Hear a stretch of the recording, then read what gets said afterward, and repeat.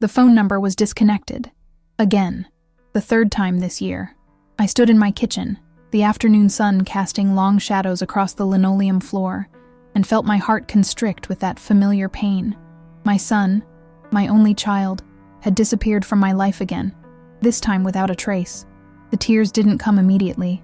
They rarely did anymore. Instead, a cold numbness spread through my chest as I placed the landline back in its cradle. "He doesn't want to be found," my sister had told me last Christmas, her voice laced with that particular brand of pity reserved for mothers of ungrateful children. But she was wrong. A mother knows when something isn't right.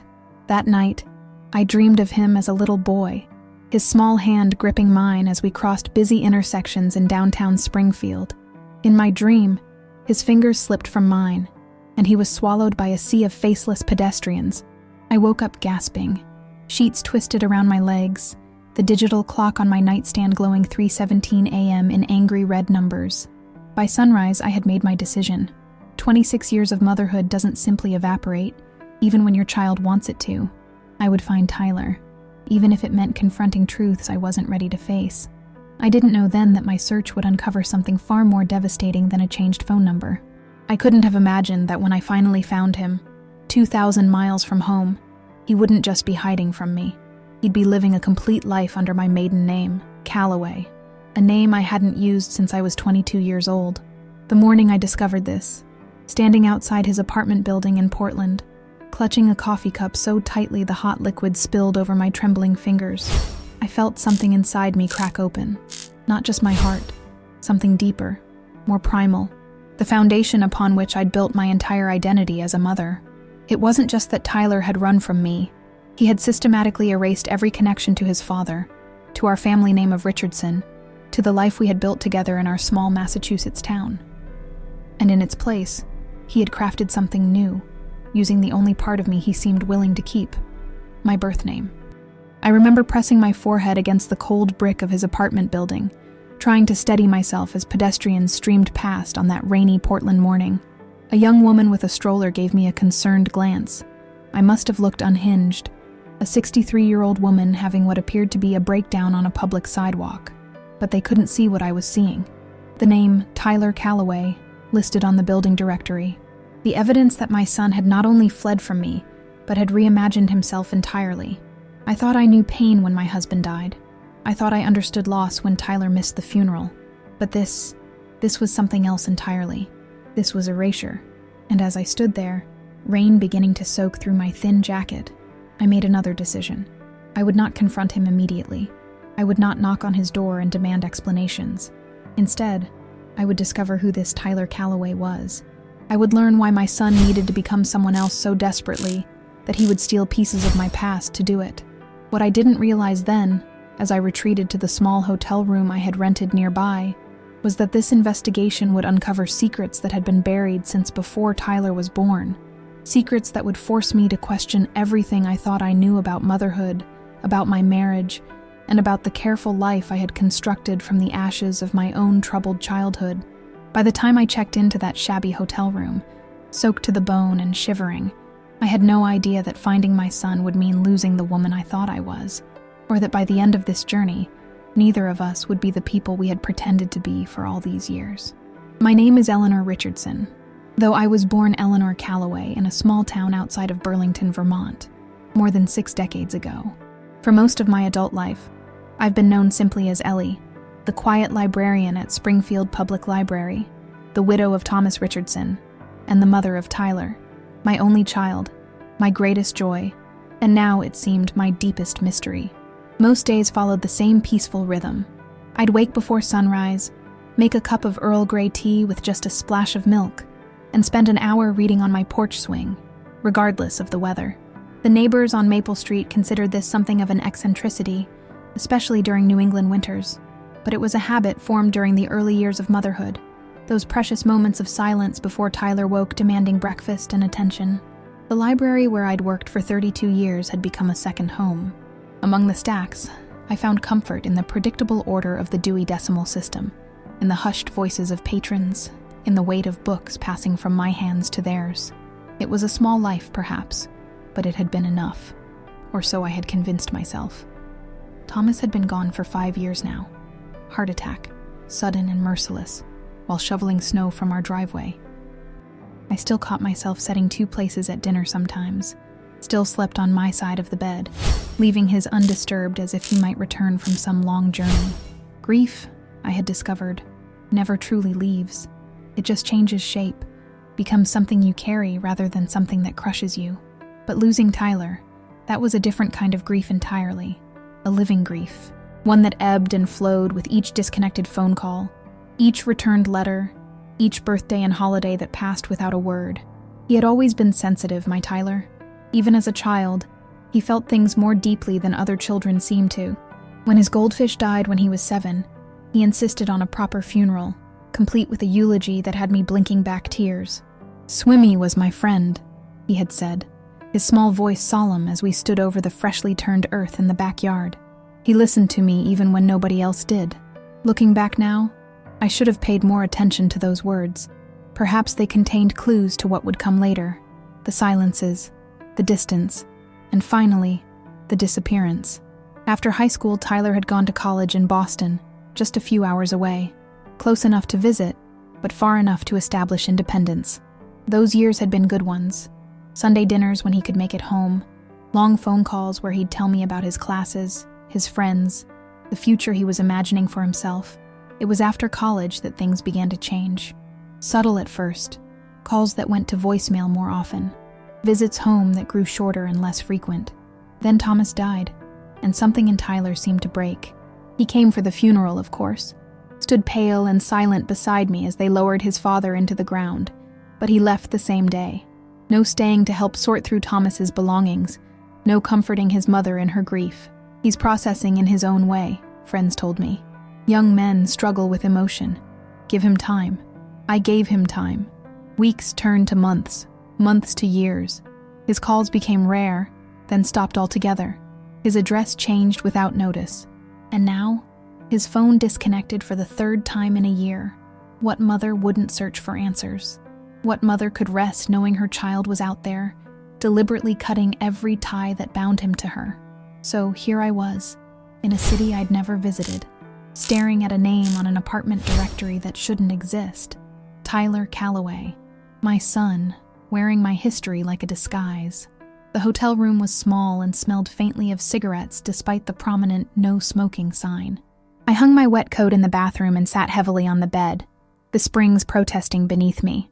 On the nightstand, I placed the only personal item I had brought with me, a photograph of Tyler at 18, his high school graduation. In it, he is smiling, his arm around my shoulders, Thomas standing proud on his other side. We look happy. We look whole. Was it all a lie? Had he been planning his escape even then? As the rain continued to drum against the window, I opened my laptop and typed Tyler Calloway, Portland, Oregon, into the search bar. It was time to discover who my son had become when he stopped being mine. The digital footprint of Tyler Calloway was like following the ghost of a person I once knew intimately. His social media accounts, all created within the last 3 years, showed a life so far removed from the one we had shared that it felt like looking at a stranger. There he was, smiling on a hiking trail with people I'd never seen before. There he was, at what appeared to be an office party, arms slung casually around a pretty woman with dark hair and eyes that crinkled when she smiled. But it was his professional profile that delivered the first true blow. Tyler Calloway, senior editor at North Star Publishing, it read. Born and raised in Burlington, Vermont. Burlington, my hometown. Not Springfield, where Tyler had spent every year of his childhood. Not the place where he had learned to ride a bike, where he'd had his first kiss behind the middle school gymnasium, where he'd delivered newspapers on crisp Sunday mornings to save for his first car. With trembling fingers, I clicked through to North Star Publishing's website. There he was again, in a professional headshot, looking older and more serious than the boy I remembered. The biography beneath his photo was brief but devastating. Tyler Calloway joined North Star after graduating from Reed College with a degree in English literature. A Vermont native, Tyler brings a fresh New England perspective to our Pacific Northwest team. Reed College, not Boston University, where Thomas and I had proudly watched him accept his diploma. Had he gotten a second degree? Or was this too part of the fabrication? I closed the laptop, unable to bear any more revelations. Outside, Portland continued to bustle beneath a gray sky, oblivious to the small devastation occurring in room 212 of the West Side Inn. That night, I dreamed of Tyler as a teenager, sitting across from me at our kitchen table, a college acceptance letter clutched in his hand. "Boston's not too far," I had said, trying to mask my relief. "You can come home on weekends sometimes." In the dream, he looked at me with eyes much older than his 18 years. "Home," he repeated, the word hollow in his mouth. "Is that what this is?" I woke with tears on my face and a decision in my heart. The next morning, I walked the 6 blocks to North Star Publishing, a modern glass building nestled between older brick structures in Portland's Pearl District. The lobby was all sleek lines and minimalist furniture, a far cry from the cluttered warmth of the library where I had spent my working life. At the reception desk, a young man with an artful beard and tortoiseshell glasses looked up at me expectantly. "I'm here to see Tyler Calloway," I said, impressed by the steadiness in my voice. "Do you have an appointment?" His fingers hovered over a tablet. "No, but I'm family." The word felt strange on my tongue. "I'm his aunt, Eleanor Calloway. I'm in town unexpectedly and thought I'd surprise him." The lie came easily, shockingly so. In that moment, I understood something about my son I hadn't before.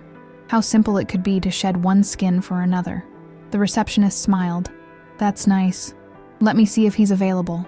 He picked up a phone, dialed an extension. "Tyler, there's an Eleanor Calloway here to see you. Says she's your aunt." A pause. "Sure, I'll let her know." He hung up, his expression apologetic. "He's in a meeting right now, but he should be done in about 20 minutes. You're welcome to wait." I nodded, took a seat on one of the uncomfortable modern chairs, and prepared myself for a reunion I had imagined 100 different ways over the years. None of those imaginings had included me pretending to be my own sister, a sister who existed only in the fiction my son had created.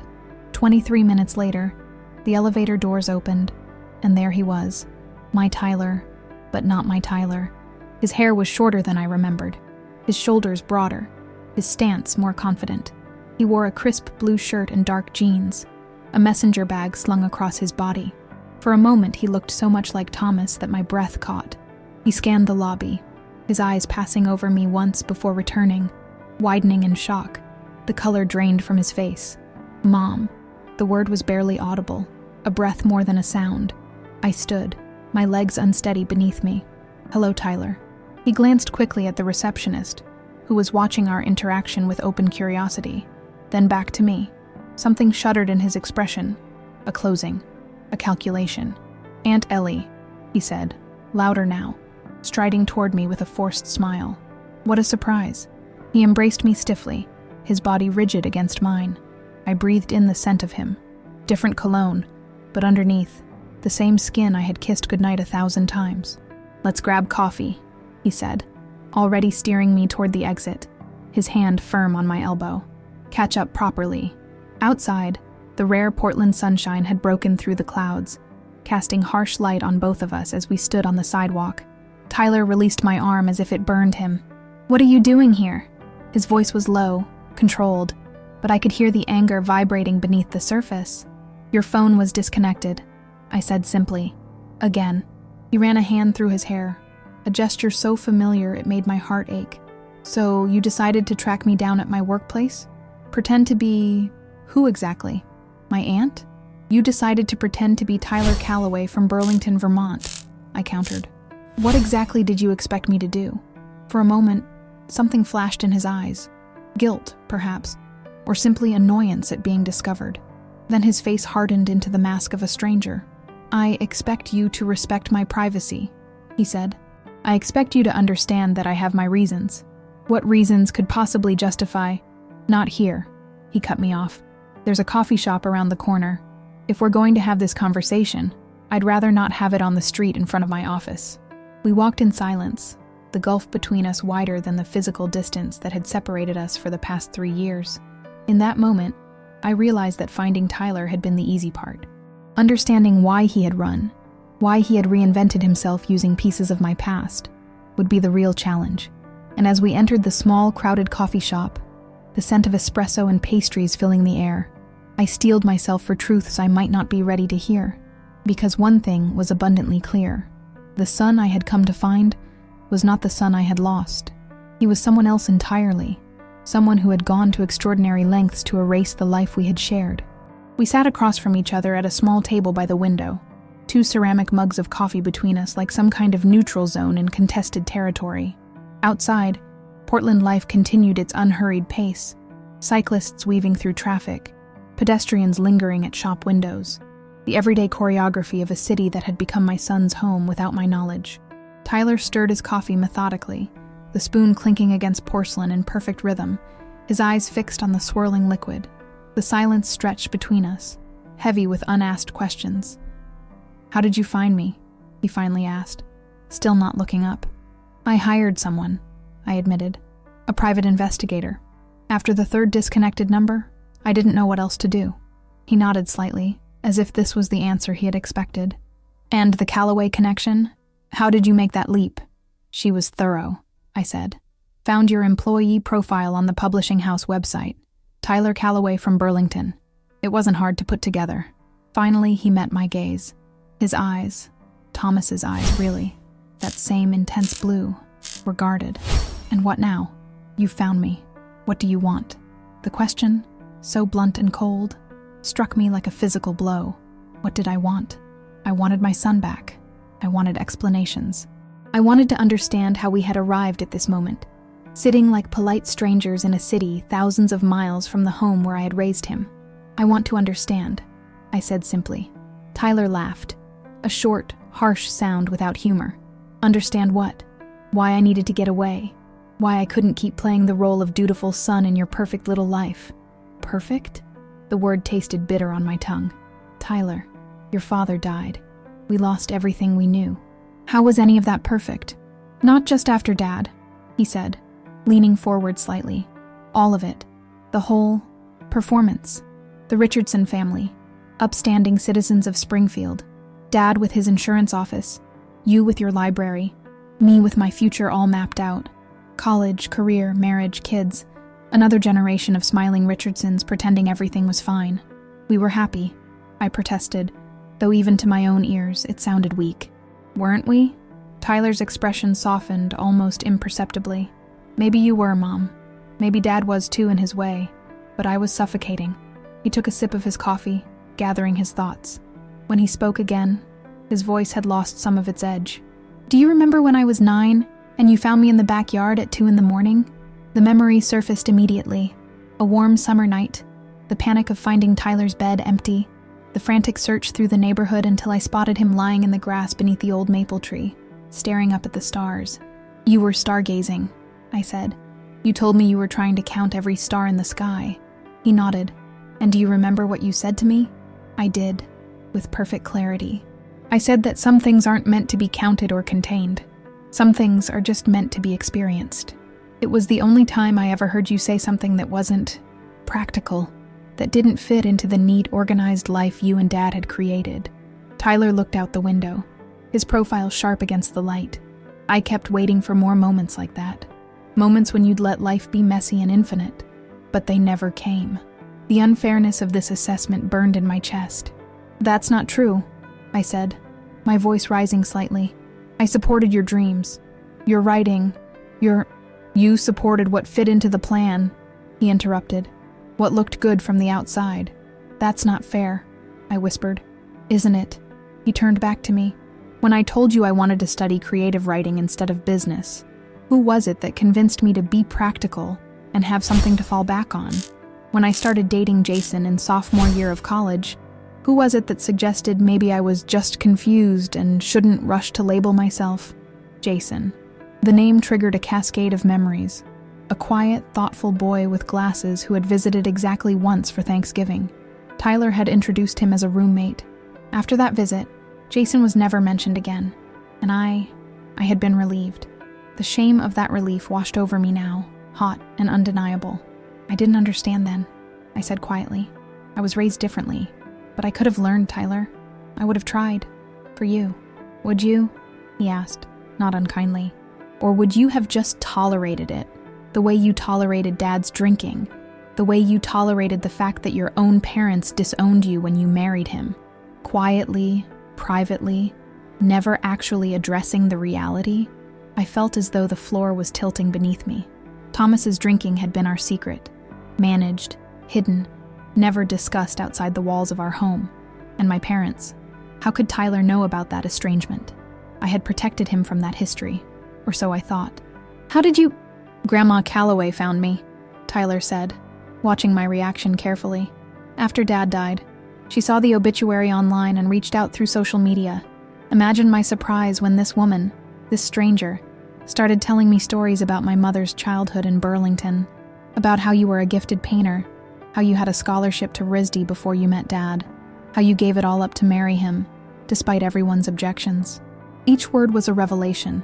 Pieces of myself I had buried so deeply I had almost convinced myself they never existed. Eleanor Calloway, the girl with paint-stained fingers and dreams of art school. The girl who fell desperately in love with a charismatic boy from Massachusetts with blue eyes and grand plans. The girl who chose him over everything else, even when those grand plans dwindled to a small-town insurance office and a drinking habit that ebbed and flowed like a tide. She never reached out to me, I said, my voice small. She tried, Tyler replied. Multiple times over the years. Dad intercepted the letters. I found them after he died, hidden in his desk drawer at the office when I was helping you clean it out. Dozens of them, spanning decades, all unopened. The betrayal, from Thomas, from life itself, left me speechless.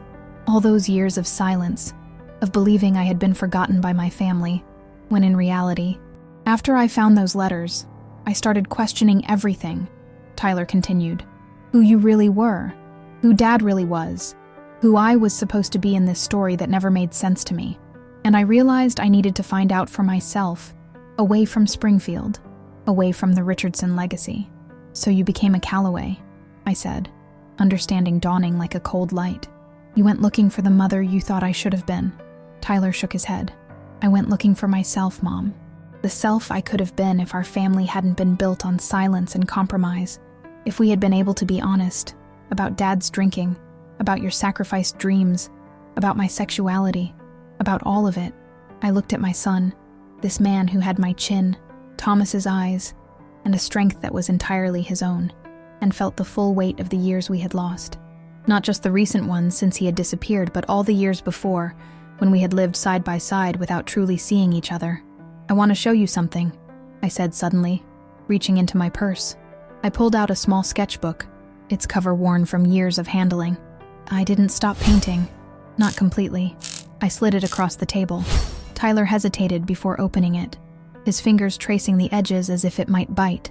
Inside were hundreds of small sketches, moments from our life together captured in quick strokes of pencil and occasional splashes of watercolor. Tyler building a sandcastle at Cape Cod. Tyler asleep on the couch with a book open on his chest. Tyler at his high school graduation, looking both terrified and exhilarated. I kept them hidden, I admitted. Not because I was ashamed, but because they felt too private, too real compared to the life we were presenting to the world. They were my truth when everything else felt like a performance. Tyler turned the pages slowly, his expression softening with each image. When he looked up, his eyes were bright with unshed tears. Why couldn't we have been this real with each other? Why did it have to be secret? It was the question that had haunted me since finding his name on that apartment directory. Why had truth become the enemy in our family? When had silence become our native language? I don't know, I said honestly. I think we were all trying to protect each other in our own ways. Your father from his demons, me from my regrets, you from our mistakes. And we all ended up lost anyway, Tyler said softly. As the afternoon light began to fade, casting long shadows across our table, I realized we had been talking for hours. The coffee shop had emptied and refilled around us, the rhythm of the city continuing while we remained suspended in our own private reckoning. I have a dinner meeting I can't miss, Tyler said finally, checking his watch. Potential author we're trying to sign. The real world, intruding. I nodded, trying to mask my disappointment. Of course. He hesitated, then said, I'm free tomorrow. Maybe we could continue this conversation. There's more I want to tell you. About Grandma. About my life here. I'd like that, I said, hope unfurling cautiously in my chest. I'm staying at the Westside Inn, room 212. Tyler smiled slightly. I know a better place. Let me text you the address. He held out his hand for my phone, programmed his number into it. "Don't disappear on me now, okay?" The irony wasn't lost on either of us. As we stood to leave, I impulsively reached out and touched his cheek, the way I used to when he was small and needed reassuring. "I'm sorry," I said, "for everything and nothing specific." His eyes met mine, and for a brief moment, I saw my little boy again, the one who had counted stars and asked impossible questions. "Me too," he replied. As I watched him walk away, disappearing into the Portland evening, I realized that finding Tyler had been just the beginning. The real journey would be finding a way back to each other through the wreckage of our shared past, a past that, it seemed, was built on far more secrets than I had ever imagined. The address Tyler texted me led to a charming craftsman-style home in a leafy neighborhood about 20 minutes from downtown. As my taxi pulled up to the curb, I felt a flutter of anxiety. Was this Tyler's home? Had he moved from the apartment where I had first tracked him down? The front yard was neat, but lived in, with a small vegetable garden taking up one corner, and wind chimes tinkling gently from the porch. It looked like a place where someone had put down roots, a stark contrast to the sterile apartment buildings and hotels that had framed our reunion so far. I paid the driver and stood on the sidewalk for a long moment, gathering my courage. Yesterday's conversation had left me raw, exposed in a way I hadn't been in decades. What new revelations awaited me here? Before I could reach the front steps, the door opened, and an elderly woman appeared. She was small, with silver hair cut in a stylish bob, and bright blue eyes that widened when they landed on me. "Eleanor," she said, her voice cracking slightly. "My God, it really is you." Recognition hit me like a physical blow. Despite the decades that had passed, despite the lines that time had etched on both our faces, I knew her immediately. "Mom!" Margaret Calloway, 84 years old now, but still standing straight as a rail, still wearing the pearl earrings that had been her signature for as long as I could remember. My mother, whom I hadn't seen since I was 22 years old. "Tyler said he was bringing a guest for lunch," she said, her eyes never leaving my face. "He didn't tell me it was you." The shock of seeing her rendered me momentarily speechless.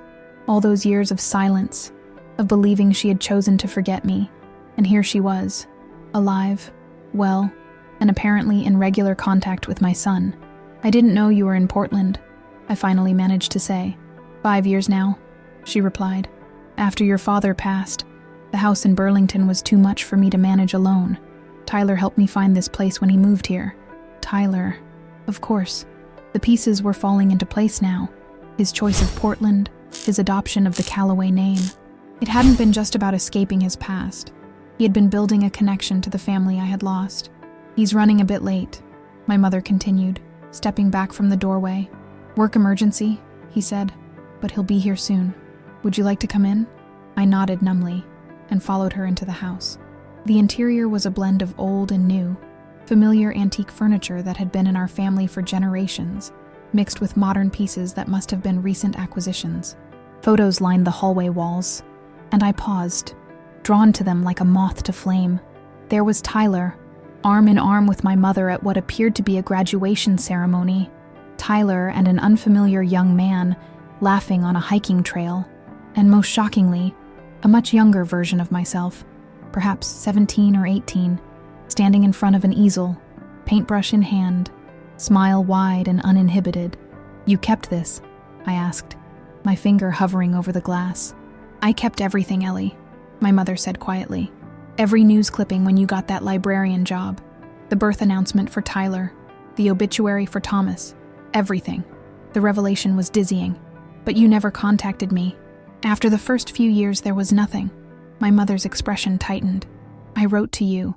Every month for nearly 40 years. Birthday cards for Tyler. Christmas gifts. None of them were ever acknowledged. Eventually, I had to accept that you didn't want me in your life. Thomas." The letters Tyler had found. The magnitude of the deception made my knees weak. "I never received them," I whispered. I thought you had disowned me when I married Thomas." "Disowned you?" My mother looked genuinely shocked. "Eleanor, your father and I were heartbroken when you left, yes. We thought you were making a mistake with Thomas. He had a reputation even then. But disown our only daughter? Never." We stood in the hallway, the weight of decades of misunderstanding hanging between us. So many years lost to silence, So many assumptions that had calcified into unquestioned truths. "Come," my mother said gently, touching my arm. "Let me make you some tea. We have a lot to talk about before Tyler arrives." In the kitchen, bright and airy, with plants crowding the windowsills, my mother moved with practiced efficiency, filling a kettle, arranging cups on a tray. Her hands were more gnarled than I remembered, spotted with age but still graceful. "Tyler found me after Thomas died," she explained as she worked. "He had so many questions about you, about who you were before. I think he was trying to understand himself by understanding you." "And what did you tell him?" I asked, unable to keep the defensive note from my voice. My mother gave me a long look. "The truth, Ellie. That you were brilliant and talented and headstrong. That you fell in love with a man who promised you the world but couldn't deliver it. That you made choices, hard choices, and lived with them the best you could." The kettle whistled, giving me a moment to absorb her words. They weren't what I had expected. Not condemnation, not the harsh judgment I had carried in my imagination all these years. "Tyler was angry at first," she continued, pouring steaming water over tea bags. "Angry that you had hidden so much of yourself from him. Angry at Thomas for many things. Thomas loved him," I said automatically, the defense rising to my lips out of habit. "I'm sure he did, in his way," my mother conceded. "But love isn't always enough, is it? Not when it comes with conditions and silences." Before I could respond, the front door opened, and Tyler's voice called out, "Sorry I'm late. The meeting ran over, and then traffic was a nightmare." He appeared in the kitchen doorway, slightly out of breath, his eyes moving quickly between my mother and me. "I see you two found each other," he said, his tone carefully neutral. "You might have warned me," I said, surprised by the steadiness in my voice. Tyler set his bag down on a chair. "Would you have come if I had?" The question hung in the air, honest and challenging. Would I have? Or would I have retreated back to Springfield, back to the safety of my quiet life and carefully maintained illusions? "I don't know," I admitted. My mother brought the tea tray to the table and gestured for us to sit. "Well, you're both here now. That's what matters." We settled around the small kitchen table, the three of us forming a triangle of complicated history and blood ties. The mundane act of passing sugar and milk seemed absurdly normal against the backdrop of our extraordinary circumstances. "Tyler tells me you're still working at the library," my mother said, clearly attempting to ease the tension. "Part-time now," I replied. "After Thomas died, I needed structure, routine." Tyler stirred his tea with more force than necessary. "Mom's the backbone of that place," he said to my mother. "Everyone in Springfield knows Ms. Richardson at the reference desk." The use of my married name felt pointed somehow. I took a sip of tea to hide my discomfort. "And you never remarried?" my mother asked. "After Thomas?" I shook my head. There was never anyone else for me. Tyler made a soft noise, something between a scoff and a sigh. When I looked at him questioningly, he set his cup down with deliberate care. "Can we not do this?" he said. "Can we not pretend that your marriage to Dad was some great romance? Not today?" "Tyler," my mother cautioned. "No, it's okay," I said, though it wasn't. Not really. "What do you want me to say, Tyler? That it was a mistake? That I regret it? I can't do that. Without Thomas, I wouldn't have you. You can acknowledge that he hurt you," Tyler said, his voice rising slightly. "That he controlled you. That he isolated you from your family and your dreams. That's enough," I interrupted, my hands gripping my teacup so tightly I feared it might shatter. "You didn't know everything about our marriage." "I know more than you think," Tyler countered. "I know about the drinking, the emotional manipulation, the way he'd charm everyone outside the house and then come home and shut down completely, the nights you'd cry in the bathroom when you thought I was asleep." Each word was a blade, precise and cutting. I looked at my mother, hoping for intervention, but her expression was sorrowful, not surprised. They had discussed this before, I realized. My life, my marriage, dissected and analyzed by the two people I had tried hardest to protect from its realities. "Why are you doing this?" I asked Tyler, hurt blooming in my chest. "Why bring me here just to humiliate me?" "Humiliate you?" He looked genuinely startled. "Mom, I'm trying to understand you, to break through this wall of denial you've built around yourself." "I'm not in denial," I insisted, though even to my own ears it sounded hollow. "I made my choices, and I lived with them. But they weren't just your choices, were they? Tyler pressed. They affected me too. Growing up in that house, watching Dad drink himself into oblivion, and then pretend everything was normal the next day. Watching you shrink yourself to accommodate his moods.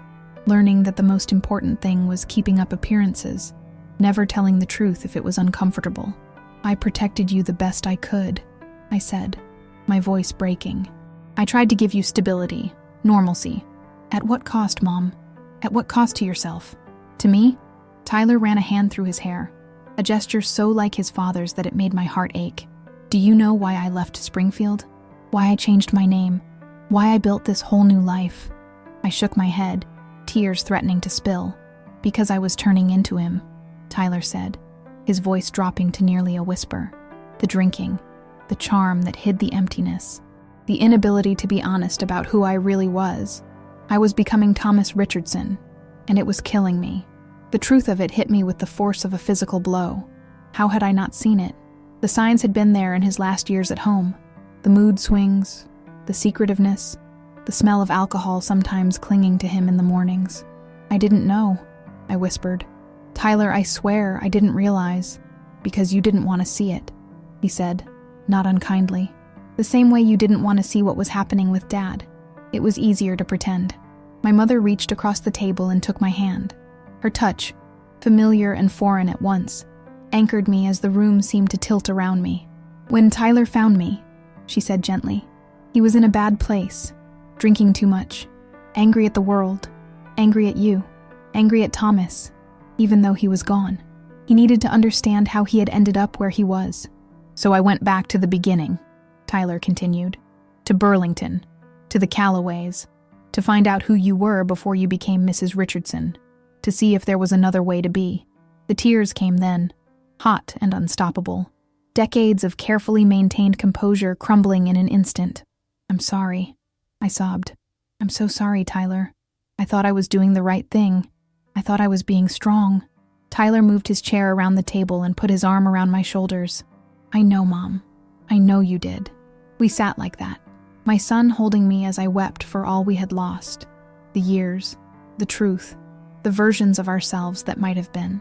My mother's hand still clutched mine, forming a circle of connection that had seemed impossible just days before. When I could breathe again, when the tears had subsided to hiccuping gulps, Tyler handed me a napkin. There's something else I need to tell you, he said. Someone else you need to meet. I looked up, questioning. David will be here soon, Tyler said. My partner. We've been together for 2 years. He's the reason I was able to stop drinking, to start healing. A partner. A life completely unknown to me. Another revelation in a day already overflowing with them. Does he know about me? I asked. Tyler nodded. Everything. The good and the bad. No more secrets, no more pretending. That's how we live now. No more secrets. The concept was both terrifying and exhilarating. Could it really be that simple? To stop hiding? To stop performing? To simply be the messy, complicated people we actually were? As if on cue, the doorbell rang. Tyler squeezed my shoulder once before going to answer it. My mother and I sat in silence, the weight of 40 years of misunderstanding between us. He's a good man, she said finally. Your son. Despite everything, or maybe because of it, he's become a good man. I barely know him, I admitted, the truth sharp on my tongue. Then get to know him now, my mother replied. It's not too late, Eleanor. Not if you're brave enough to try. From the hallway came the sound of the front door opening, murmured greetings, a warm laugh, the sound of life continuing, evolving, creating new patterns from the threads of the old. I straightened my shoulders and wiped the last traces of tears from my face. Whatever happened next, whatever new truths awaited me, I would face them directly. No more hiding, no more pretending. It was time to become Eleanor again, not just Thomas Richardson's widow or Tyler's distant mother, but myself, whoever that turned out to be.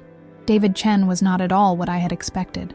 In my mind, I had constructed an image of Tyler's partner based on fragments of understanding, perhaps someone artistic, bohemian, a stark contrast to the conventional life we had led in Springfield. Instead, David was steady and understated, with kind eyes behind wire-framed glasses and a quiet confidence that put me immediately at ease. "It's a pleasure to finally meet you, Mrs. Richardson," he said, extending his hand. "Tyler's told me so much about you." The formality of Mrs. Richardson struck me like a discordant note in a familiar melody. It was who I had been for so long. Thomas's wife, defined by his name, his life, his choices. But sitting in my mother's kitchen, with Tyler watching me carefully and David waiting patiently for my response, I suddenly couldn't bear the weight of it anymore. "Please," I said, taking his offered hand. "Call me Eleanor, or Ellie if you prefer." Something shifted in Tyler's expression. Surprise, followed by a cautious hope. It was a small gesture, insignificant perhaps to anyone else, but to us, laden with meaning. A first step away from the performance that had defined our family for decades. The afternoon unfolded with a strange mix of tension and tenderness. We ate lunch in my mother's sunlit dining room, a simple meal of quiche and salad that she had prepared that morning.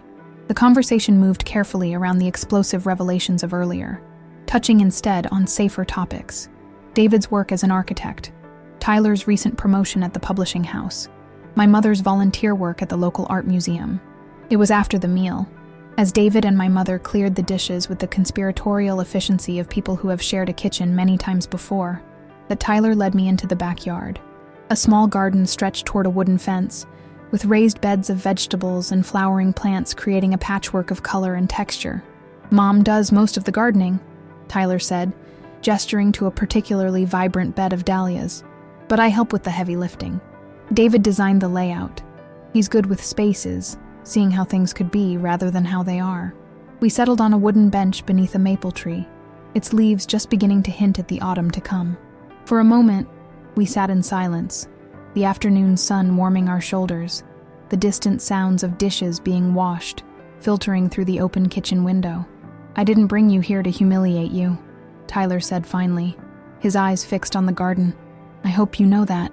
"Then why did you?" I asked. "After all this time, why reach out now?" Tyler turned to face me, his expression serious. "Because I'm getting married. David and I, we're planning a ceremony next spring, and I couldn't imagine doing it without you there." Marriage. The word hung between us, weighted with history. My failed marriage to Thomas, the secrets and silences that had defined it, the damage it had done to all of us. "I'm happy for you," I said, meaning it. He seems good for you." Tyler nodded. "He is. He sees me, all of me, the good and the bad, and loves me anyway." He paused, choosing his words carefully. "That's what I wanted you to understand, Mom. Why I needed you to meet Grandma, to know about my life here, because I can't go back to pretending. I won't, not even for you." The conviction in his voice stirred something in me, a mixture of pride and grief, and unexpectedly envy, to be so certain of one's path, so unwavering in the pursuit of truth. Had I ever felt that, even as a young woman with dreams of art school and a different life? "I understand," I said softly. "I do. But Tyler, you have to understand something too. The life I built with your father, it wasn't all a lie. There was love there, and joy, especially when you were born. It wasn't the life I had imagined for myself, but it became the only life I could imagine. Because you gave up everything else," Tyler said, not accusingly, but as if stating a simple fact. "Your painting, your family, your freedom in a way." I considered this, turning the idea over in my mind like a stone worn smooth by water. Had I given those things up? Or had I traded them, consciously or unconsciously, for other things? Security, stability, the identity of wife and mother that had defined me for so long. "I made choices," I said finally. "Some good, some bad. But they were my choices, Tyler. Even when they were influenced by your father, or by circumstances, they were still mine. I need you to understand that." He was quiet for a long moment, processing this. Then he asked, "If you could go back, would you choose differently?" It was the question I had been avoiding for years, perhaps decades. The what if that had lurked at the edges of my consciousness during sleepless nights, during quiet moments at the library, during the long, silent years after Tyler left home. "I don't know," I answered honestly. "If I had chosen differently, I wouldn't have had you. And despite everything, all the pain and silence and mistakes, you have always been the best thing in my life. Tyler's eyes filled unexpectedly, and he looked away, blinking rapidly. Even now? Even after I ran away? Changed my name? Built a life without you? Even now, I confirmed. Maybe especially now, because you had the courage to break the cycle, to find a different way to be. He reached for my hand then, gripping it tightly. I want you to be part of my life, Mom. My real life. Not some sanitized version I present to make you comfortable. But I need to know if you can handle that. If you can see me, really see me, and still want to be my mother. The question cut to the heart of everything. My failures as a parent. My blindness to Tyler's struggles. My own inability to face the truths of our family. For so long, I had clung to the image of us as the perfect Richardsons, smiling in family photos, maintaining appearances at all costs.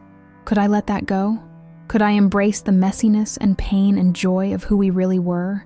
Looking at my son, this strong, honest man who had fought his way out of the shadows of our shared past, I felt something shift within me, a wall crumbling, a door opening to a room long sealed shut.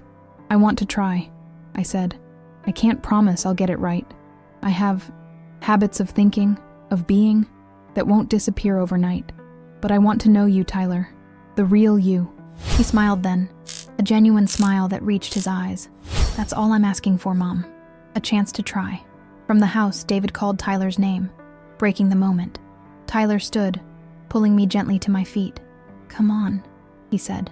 There's something else I want to show you before you go back to the hotel. Inside, David and my mother were sitting at the kitchen table, a large photo album open between them. My mother looked up as we entered, her expression warm but cautious. I was just showing David some of the old family photos, she said. From Burlington. Perfect timing, Tyler said. That's exactly what I wanted Mom to see. He pulled out a chair for me. Did you get to the art school ones yet? My mother shook her head and began turning pages, moving backward through time. And there I was, younger, slimmer, with long hair tied back from a face alight with concentration, standing before an easel in what appeared to be a studio, paintbrush in hand, canvas taking shape before me. RISD Summer Program 1978, my mother narrated. You were accepted for the full scholarship the following fall. Before I met Thomas, I murmured, the memory bittersweet. Tyler sat beside me. Grandma says you were brilliant, that your professors thought you had real potential. That was a lifetime ago, I said, though the images stirred something long dormant within me. The smell of turpentine and linseed oil, the feeling of a brush between my fingers, the quiet joy of losing myself in color and form. It doesn't have to stay in the past, Tyler said quietly. That's what I'm trying to tell you, Mom. It's not too late to find pieces of yourself again. I'm 63 years old, I protested. You can't expect me to suddenly become an artist after all this time. Why not? David interjected, his voice gentle but challenging. Tyler mentioned you kept sketchbooks all these years. That's not someone who's lost their connection to art.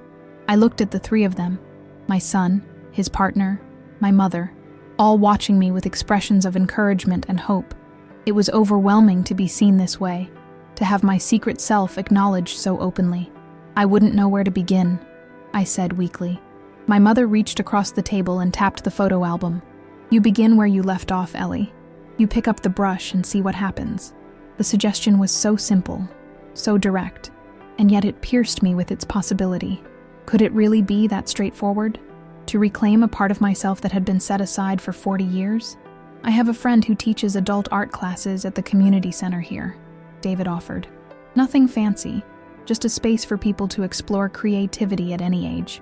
If you were interested, she's staying at that awful hotel downtown, Tyler cut in. Mom, why don't you stay here with Grandma while you're in Portland? The guest room is all set up, and it would give you two some time to reconnect. My mother's face brightened. Would you? Even just for a few days? The invitation hung in the air, weighted with 40 years of absence. To stay here, in my mother's home, surrounded by the evidence of the family connection that had continued without me, it was terrifying and tempting in equal measure. I only packed for a couple of days, I hedged. We can find you anything you need, Tyler said. Portland has stores, you know. He smiled to soften the tease. I looked at the photo of my younger self again, at the confidence in her posture, the passion evident even in a faded photograph. What would that girl think of me now, sitting in my mother's kitchen after decades of estrangement, being offered a chance to reclaim pieces of myself I had willingly surrendered. "Okay," I said, the decision forming even as the word left my mouth. "I'll stay, for a few days at least." The relief and joy that crossed my mother's face made my chest tighten. "Wonderful," she said, patting my hand. "I'll make up the guest room." As she bustled off, David murmured something about helping her and followed, leaving Tyler and me alone with the photo album between us. "Thank you," Tyler said simply. "For what?" "For being brave, for being willing to try something new." I laughed softly. At my age, trying something new usually means a different brand of tea or a new book club selection. Not all of this. Tyler's expression grew serious. "It's never too late to change, Mom. To heal. To find joy again. I had to learn that the hard way, but I did learn it. And so can you." Looking at him, this man who had my eyes and Thomas's chin and a wisdom entirely his own, I felt a surge of something I hadn't experienced in years. Hope. Not the muted, cautious hope that had sustained me through the difficult years of Thomas's drinking, or the lonely years after Tyler left, but something brighter and more expansive. Hope that perhaps the story of Eleanor Richardson wasn't finished yet, that there might be new chapters waiting to be written. "I'll try," I promised, meaning it more deeply than I had meant anything in a very long time. Tyler nodded, satisfied. Then he turned the page of the photo album, revealing more glimpses of the past, a past that, for the first time in decades, didn't feel like a closed book, but rather like the beginning of a story I was just now learning how to read. The guest room in my mother's house was small, but comfortable, with a patchwork quilt on the bed and watercolor landscapes, my mother's work, adorning the walls. As I unpacked the few items I had brought with me, I felt like a visitor in someone else's life, rather than a daughter returned home. In a way, I supposed, that was exactly what I was. The home I had known in Burlington had been sold decades ago, and this Portland craftsman with its garden and wind chimes had never been mine. That night, after Tyler and David had gone home with promises to return for dinner the following evening, my mother and I sat in her living room, the awkwardness between us palpable. 40 years of silence couldn't be erased in an afternoon. "Would you like to see the rest of the house?" she asked, her hands fidgeting with the hem of her cardigan. I nodded, grateful for any activity that might ease the tension. She led me through the modest home, pointing out renovations Tyler had helped with, furniture pieces that had made the journey from Vermont, the sunroom David had designed as a surprise for her 80th birthday. It was a life well lived, I realized, full of connection and care, even in the absence of a husband, or, until recently, a daughter. The tour ended in a small room at the back of the house, lined with bookshelves and dominated by a large desk positioned beneath a window that overlooked the garden. A computer sat on one side of the desk, while the other held a neat stack of papers. "My study," my mother explained. "I do most of my writing here." "Writing?" I echoed, surprised. My mother had always been an avid reader, but I didn't recall her having literary aspirations. She smiled, a hint of pride in her expression. "I've published 3 books of poetry since moving to Portland. Small press, nothing fancy, but they've been well received in certain circles." "Mom, that's amazing," I said, genuinely impressed. "I had no idea you wrote poetry." "There's a lot we don't know about each other anymore, Ellie," she replied gently. "That's to be expected after so much time." I moved to the bookshelves, scanning the titles. Nestled among literary classics and contemporary novels were 3 slim volumes, each bearing my mother's name, Margaret Calloway. I pulled one out, opening it to the title page. Burning Letters, Poems of Absence and Return. "This one's about you mostly," my mother said, coming to stand beside me. "About losing you and then finding Tyler. About the strange ways family connections persist, even when we think they're severed." I turned the pages, my eyes catching phrases here and there. "Daughter of silence," "the ghost of your hands," "40 winters without your voice." The raw emotion in the words made my throat tight. "I'd like to read them," I said, "if that's okay." "Of course." My mother took the book gently from my hands and returned it to the shelf. "But there's something else I want to show you first." She crossed to the desk and opened a drawer, removing a large manila envelope, yellowed with age. Tyler found these when he was helping me move from Burlington. They were in the attic, in a box of your things I kept all these years. She handed me the envelope. It was heavier than I expected, and something inside shifted as I took it. What is it? Open it, she urged. I think it might help you understand some things. I carried the envelope back to the living room and sat on the sofa, my mother settling beside me. With careful fingers, I lifted the flap and reached inside, pulling out a stack of papers bound with a faded ribbon. The top sheet was a letterhead I recognized immediately. Rhode Island School of Design. My acceptance letter, I breathed, untying the ribbon, and the scholarship offer. Keep going, my mother said. There's more. Beneath the RIS documents were other papers, bank statements, legal documents, and what appeared to be a deed of some kind. I shuffled through them, confusion growing. I don't understand. What are these? Your grandmother's trust, my mother explained. My mother, your grandmother Eliza, set up a trust fund for you when you were born. It was meant to fund your education, but if you didn't use it all for school, you would gain access to the remainder when you turned 25. I stared at the documents, memories stirring. I remember you mentioning something about this when I was applying to colleges, but then nothing ever came of it. My mother's expression tightened. Because Thomas told us you didn't want it. He came to the house one day, not long after you two were engaged, said you were planning a different life, that art school was a childish dream you'd outgrown, that you'd rather start your marriage without interference from your controlling family. The revelation hit me like a blow. He never told me that. He said you were withholding the money because you disapproved of him. Oh, Ellie, my mother sighed. We did disapprove of him, your father especially. Thomas had a reputation even then for drinking, for charm that masked less admirable qualities, but we would never have withheld what was rightfully yours. I continued looking through the papers, the dates and amounts swimming before my eyes. So this trust fund, it still exists? It does. My mother reached over and pulled out a more recent statement from near the bottom of the stack. The money has been sitting in an account all these years, accumulating interest. There were provisions that if you didn't claim it, it would pass to your children when they turned 25. That's how Tyler found out about it.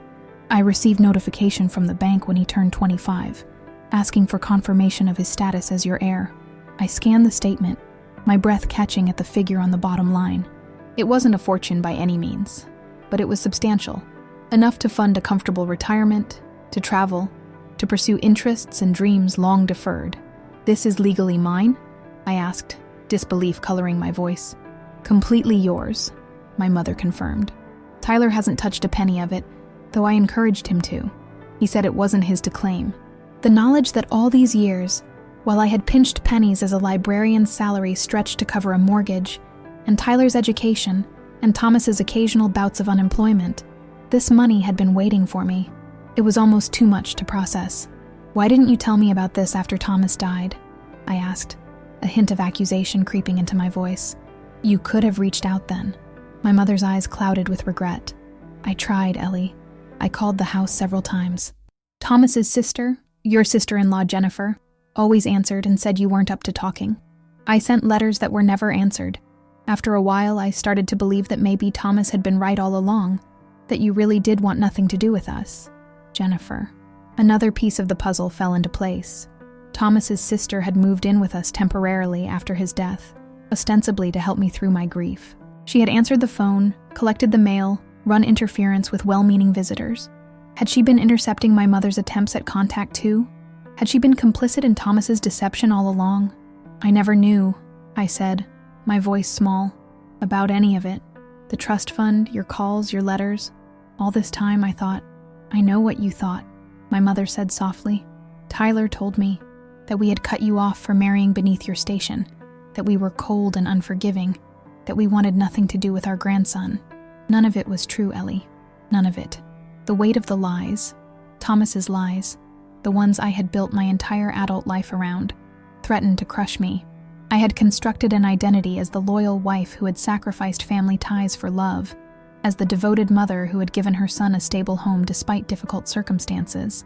What was left of that identity now, knowing it had been built on a foundation of deception?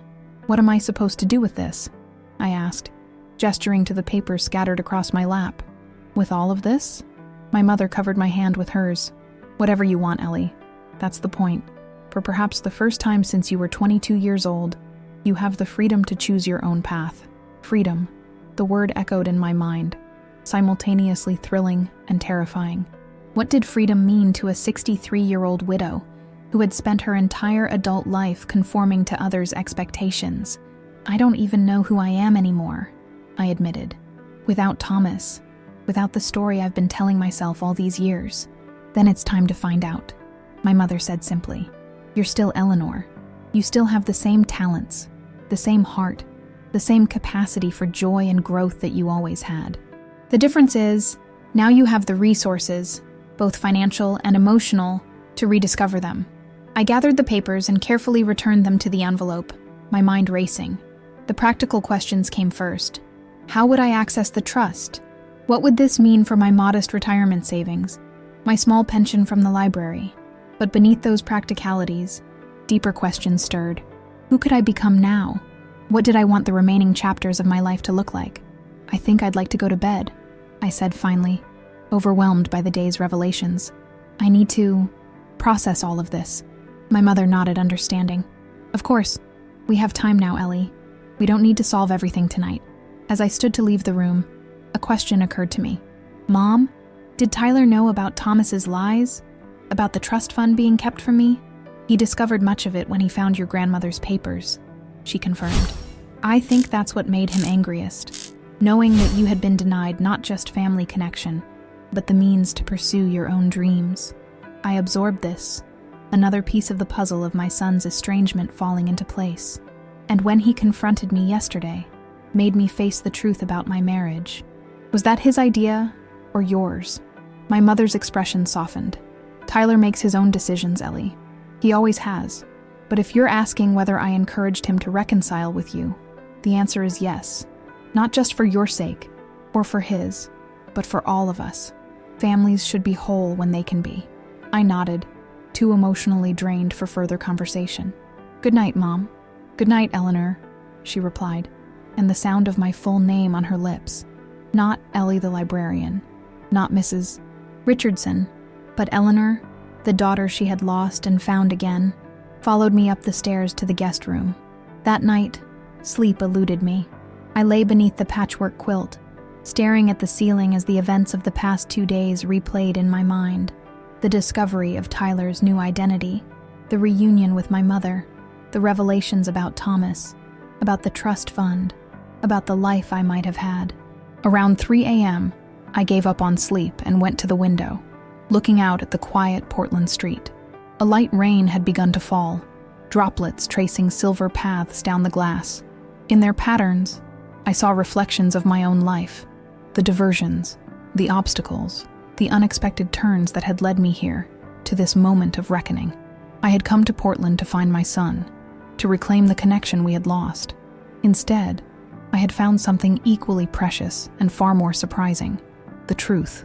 About Thomas, yes, but more importantly, about myself, about the woman I had been before I became Mrs. Richardson, and about the woman I might still become. As the first hints of dawn began to lighten the eastern sky, I made a decision. I would not return to Springfield immediately as I had planned. Instead, I would stay in Portland for a while, weeks, perhaps even months. I would get to know my mother again, and Tyler, and David. I would explore this city that had given my son a fresh start. And perhaps, if I was brave enough, I would see what it felt like to pick up a paintbrush again after all these years, to reclaim the passion that had been set aside, but never truly forgotten. For the first time in decades, the future stretched before me not as a predetermined path, but as a canvas, blank and full of possibility. It was terrifying, yes, but also, undeniably, exhilarating. The next week passed in a blur of activity and emotion. After recovering from the initial shock of the trust fund revelation, I contacted the bank with my mother's help. The process of reclaiming what was legally mine would take time. Verification of identity, updating of decades-old paperwork, consultations with financial advisors. But it had begun. What will you do with it? Tyler asked one evening as we sat in my mother's garden, watching the sunset paint the sky in shades of pink and gold. It was our new ritual, these sunset conversations. A chance to rebuild our relationship one honest exchange at a time. I'm not sure yet, I admitted. It feels unreal. All these years of careful budgeting, of saying no to things because they weren't practical or necessary. And now you have options. Tyler finished for me. It's a good thing, Mom. You've earned this freedom. I looked at my son, struck again by the maturity and wisdom he had developed in the years we'd been apart. Have I, though? Earned it. I didn't work for this money. I didn't even know it existed until a week ago. Tyler considered this, his expression thoughtful. Maybe earned isn't the right word, but I think you deserve it. After everything, you deserve a chance to choose your own path. Choice. It was a concept I was still getting used to. The idea that at 63 I could reinvent myself, pursue passions long deferred, create a life that reflected my authentic self, rather than the role I had played for decades. The day after our garden conversation, I made my first concrete decision. I called the director of the Springfield Public Library and extended my leave of absence. Family situation, I explained vaguely. I'll need at least another month, possibly longer. Margaret, the director who had been my colleague and friend for more than 30 years, didn't press for details. Take the time you need, Ellie, she said. The library will still be here when you're ready to come back. If you decide to come back, she added perceptively. If. The word lingered in my mind after I hung up. For the first time, I was allowing myself to consider the possibility that my future might not include returning to the life I had built in Springfield. That perhaps, like Tyler, I needed a fresh start in a new place. The next call was harder, to Jennifer, my sister-in-law, who had been checking on my house in my absence. You're still in Oregon? She asked, her surprise evident even over the phone. Ellie, it's been nearly 2 weeks. When are you coming home? Home.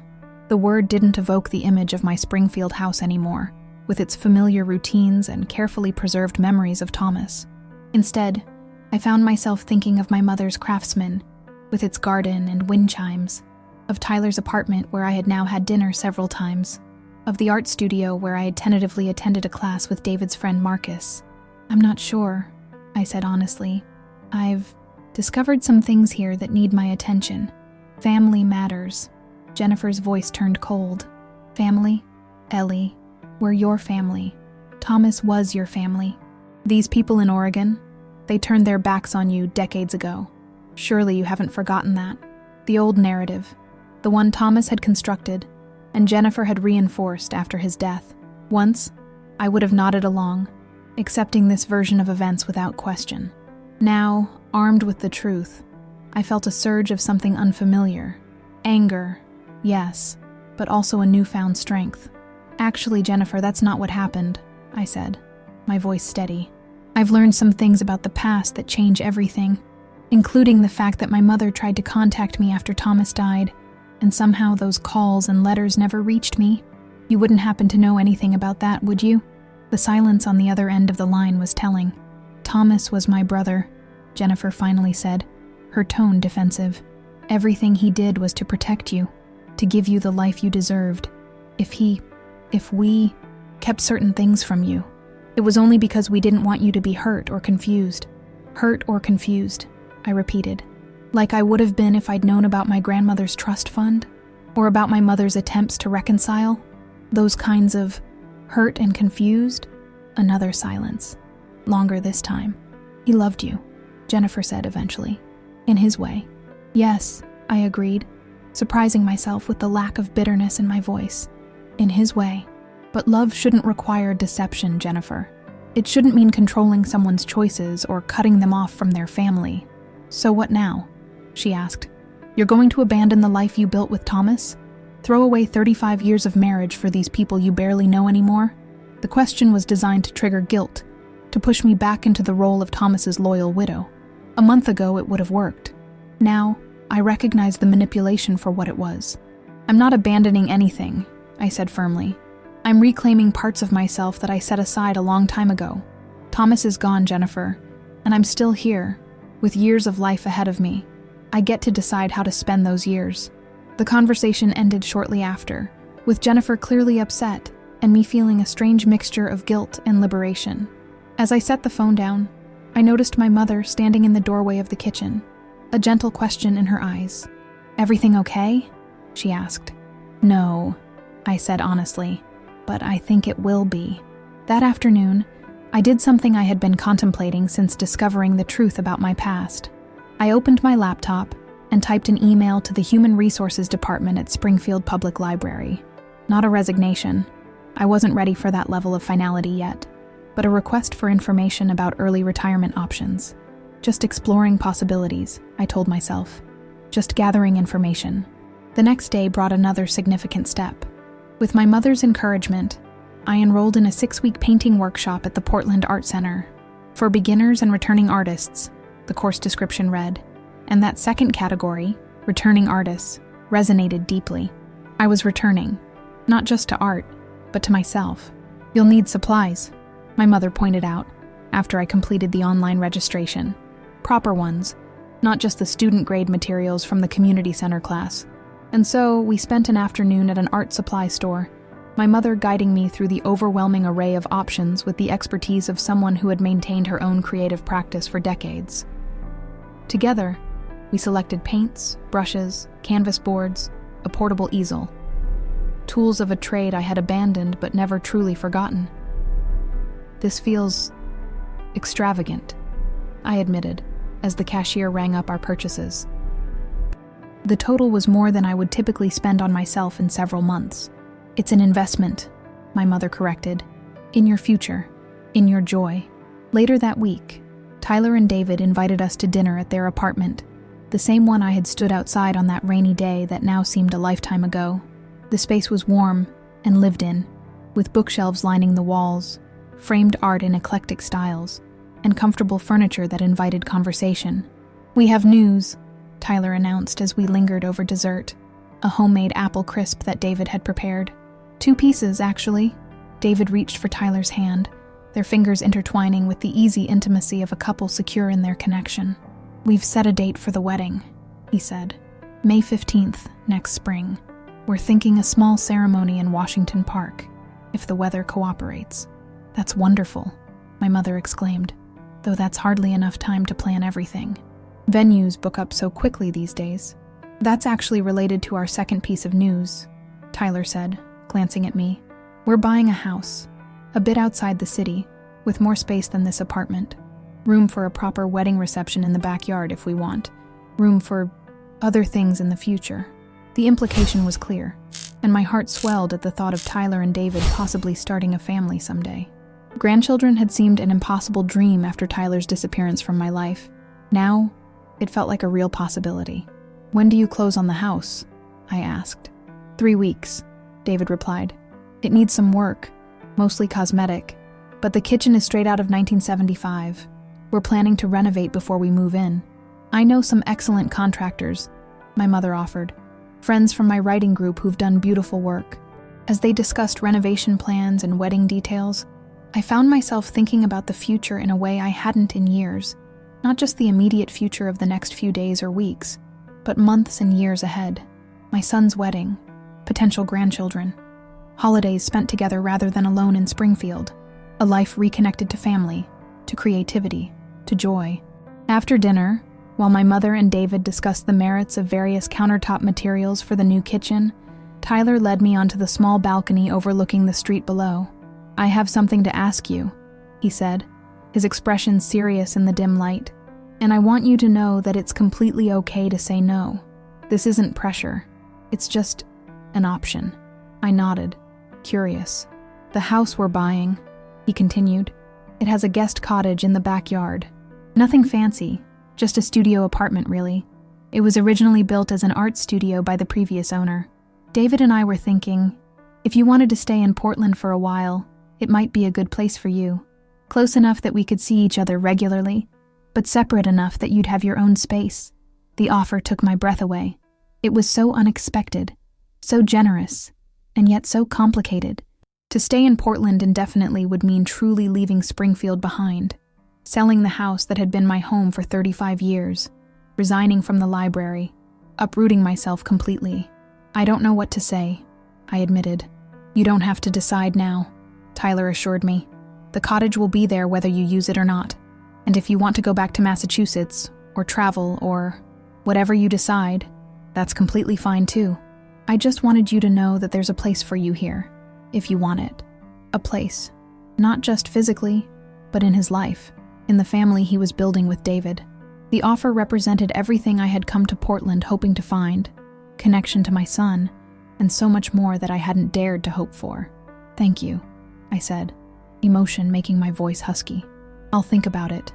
Seriously, think about it. Tyler nodded, seeming satisfied with this response. That's all I'm asking. Later that night, back in my mother's guest room, I pulled out the sketchbook I had brought from Springfield, the one filled with moments from Tyler's childhood captured in quick strokes of pencil and watercolor. I flipped through the pages, through years of memories preserved in images rather than words.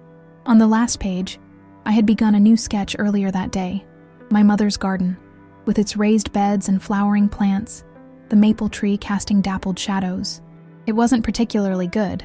My skills were rusty from disuse, but there was a freedom in the lines, a joy in the creation, that I had almost forgotten was possible.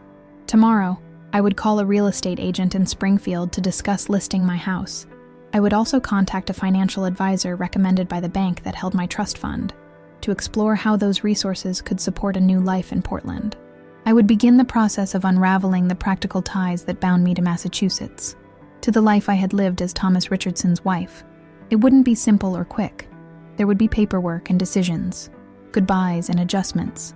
There would be moments of doubt and fear when the familiar pulled at me and the unknown loomed large. But for the first time in decades, I was moving towards something, rather than simply maintaining what was. As I closed the sketchbook and prepared for bed, I realized that in finding Tyler, I had found much more than my son. I had found my way back to Eleanor Calloway, not the naive 22-year-old with dreams of art school, but a more complex version, shaped by both joy and sorrow, by what was given and what was taken away. And perhaps most importantly, I had found the courage to imagine a different ending to my story than the one Thomas had scripted for me all those years ago. An ending that was, in truth, a new beginning. 3 months after my arrival in Portland, I stood in the driveway of my Springfield home.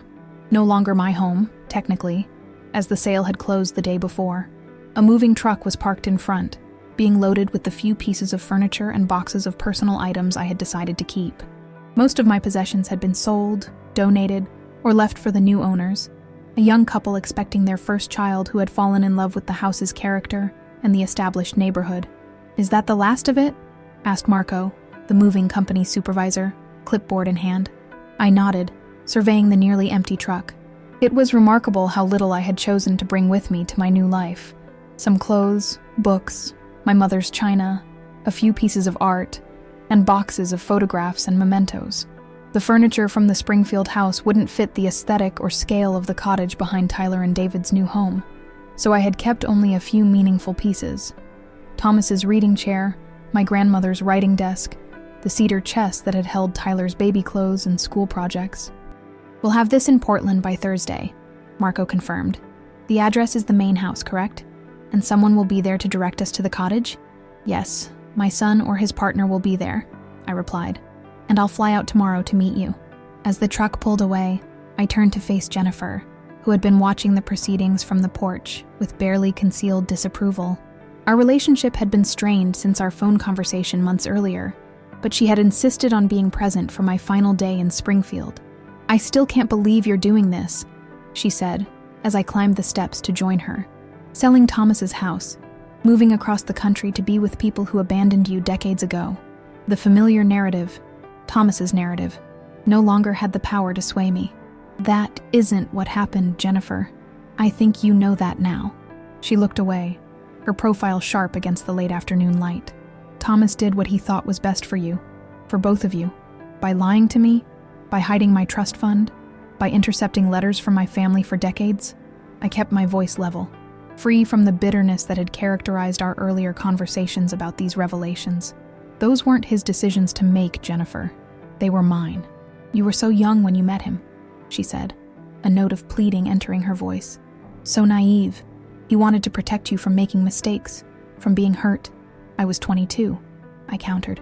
"Old enough to vote, to drink, to get married, old enough to decide whether to accept a scholarship to art school or whether to maintain a relationship with my parents." Thomas didn't protect me from making mistakes. He prevented me from making my own choices. There's a difference. Jennifer sighed, her shoulders slumping slightly. He wasn't perfect. I know that. The drinking, the moods. I saw how he could be. But he loved you, Ellie. In his way. I know, I said softly. And I loved him too. That's not what this is about. I'm not erasing Thomas from my life, or denying the good years we had together. I'm just reclaiming the parts of myself that got lost along the way. We stood in silence for a moment, the weight of decades of family history between us.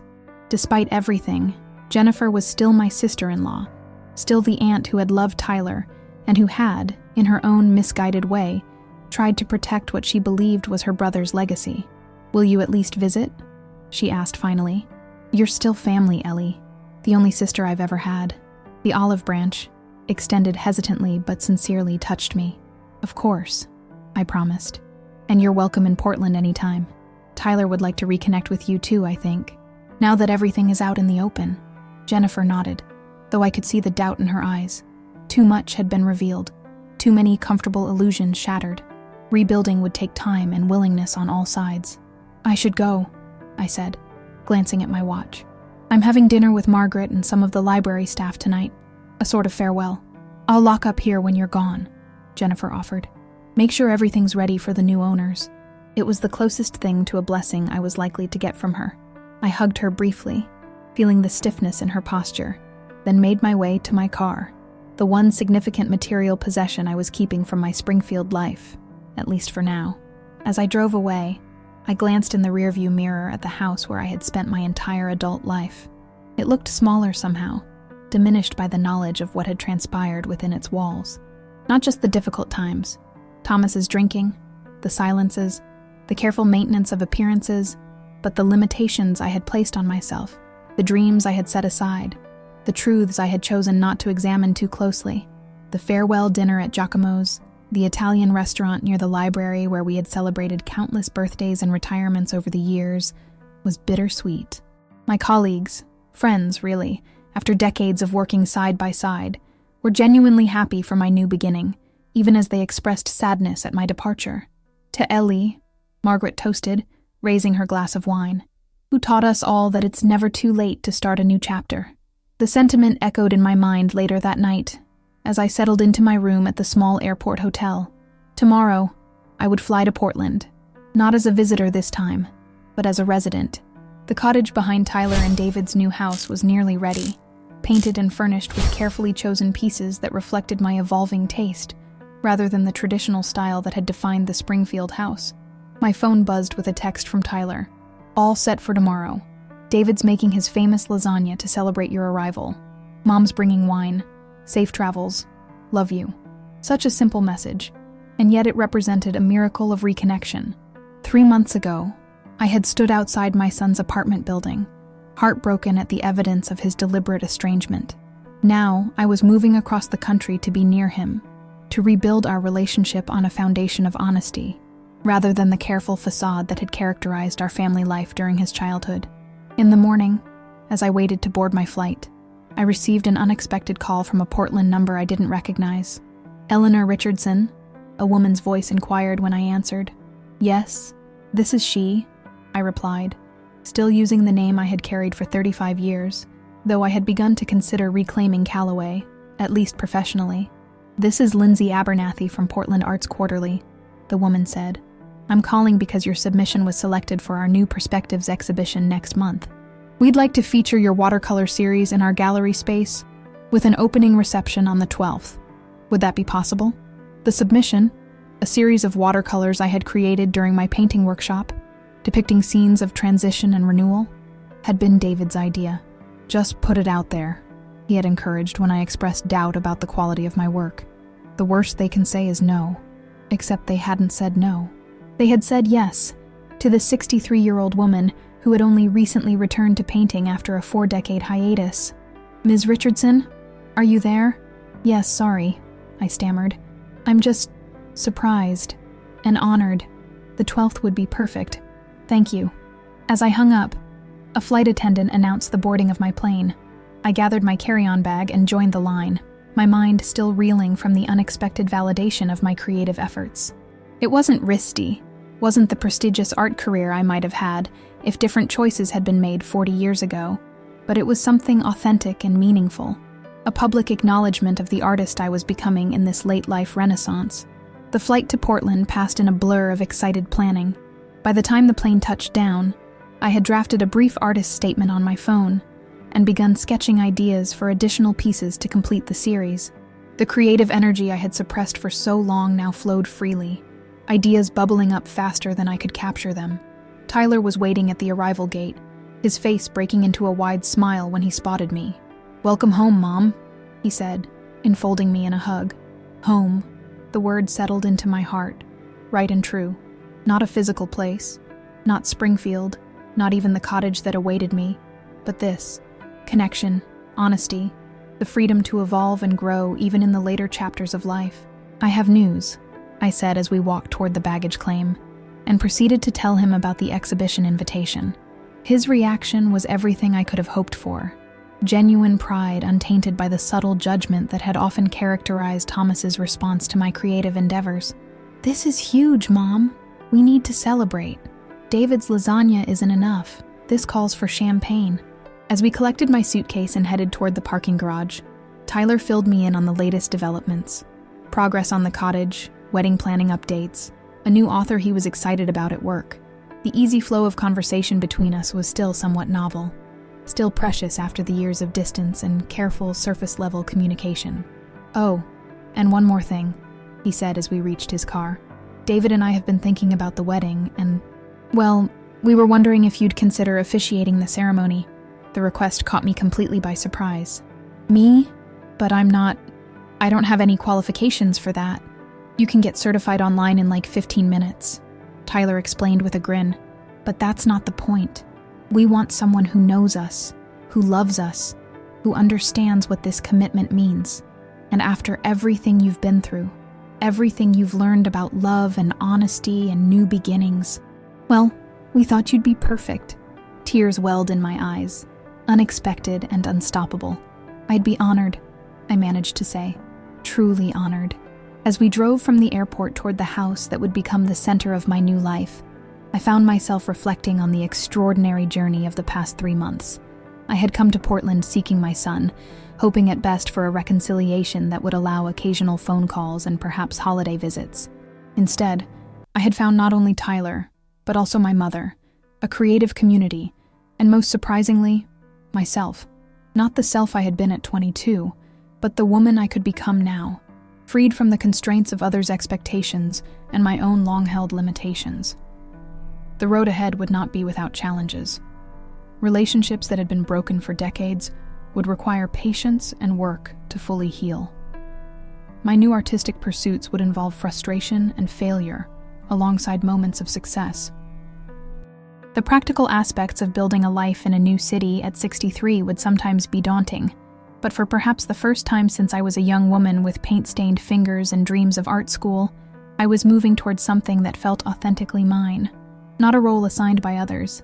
Dutiful wife, self-sacrificing mother, reliable librarian, but a life I was actively choosing, with all its messiness and possibility.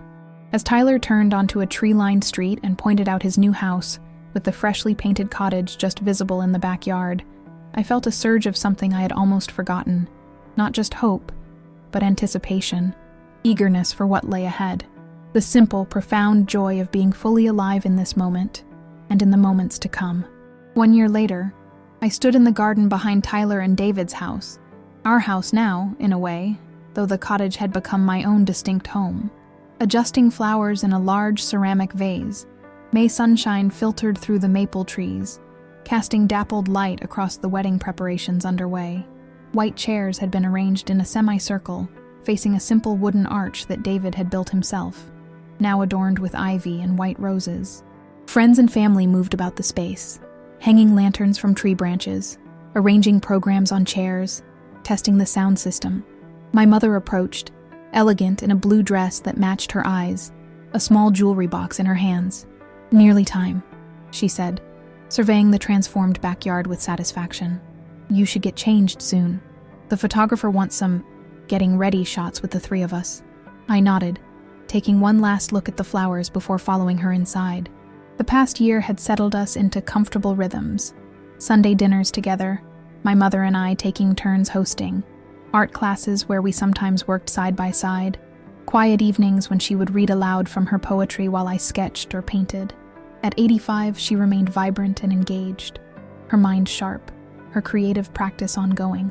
She had become not just my mother again, but a friend and creative collaborator.